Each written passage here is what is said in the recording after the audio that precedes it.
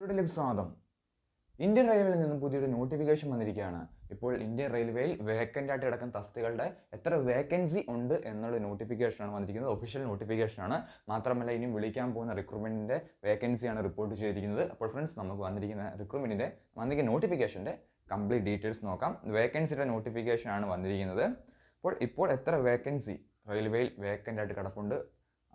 3,12,039 വേക്കൻസികളാണ് ഇപ്പോൾ റിപ്പോർട്ട് ചെയ്തിരിക്കുന്നത്. ഉടനെ വിളിക്കാൻ പോകുന്ന റിക്രൂട്ട്മെൻറ്റിൻ്റെ വേക്കൻസികളാണ്. അപ്പോൾ ഇതിൽ തന്നെയാണ് RPF, റെയിൽവേ പോലീസ് ഫോഴ്സ്, അതുപോലെ group D, clerk, goods guard തുടങ്ങിയ എല്ലാ തസ്തികയും വരുന്നത്. നമ്മുടെ സദേൺ റെയിൽവേയിൽ റിപ്പോർട്ട് ചെയ്തിരിക്കുന്നത് 22,227 വേക്കൻസിയാണ്. നമുക്ക് ഏത് സോണിലേക്കും അപേക്ഷിക്കാൻ സാധിക്കുന്നതാണ്. 3,12,039 വേക്കൻസിയാണ് റിപ്പോർട്ട് ചെയ്തിരിക്കുന്നത്. RPF എന്ന് പറയുമ്പോൾ റെയിൽവേ പ്രൊട്ടക്ഷൻ ഫോഴ്സ് ആണ്, റെയിൽവേ പോലീസാണ്. റെയിൽവേ പോലീസിലേക്ക് കോൺസ്റ്റബിൾ, SI തുടങ്ങിയ തസ്തികയുണ്ട്. 10ാം ക്ലാസ് പാസ്സായവർക്ക് കോൺസ്റ്റബിളിലേക്ക് അപേക്ഷിക്കാൻ സാധിക്കുന്നതാണ്. ഡിഗ്രി ഉള്ളവർക്ക് SIയിലേക്കും അപേക്ഷിക്കാൻ സാധിക്കുന്നതാണ്. അതുകൊണ്ട് ഗ്രൂപ്പ് ഡിയിലേക്ക് 10ാം ക്ലാസ് പാസ്സായവർക്ക് അപേക്ഷിക്കാൻ സാധിക്കുന്നതാണ്. അതുകൊണ്ട് തന്നെ നല്ലൊരു അവസരമാണ്. ഇനി വരുന്ന ദിവസങ്ങളിൽ നോട്ടിഫിക്കേഷൻ അവർ റിലീസ് ചെയ്യുന്നതാണ്. 3,12,039 വേക്കൻസിയാണ് റിപ്പോർട്ട് ചെയ്തിരിക്കുന്നത്. അതുകൊണ്ട് തന്നെ നല്ലൊരു അവസരമാണ്. എല്ലാവരും പ്രിപ്പറേഷൻ സ്റ്റാർട്ട് ചെയ്യുക.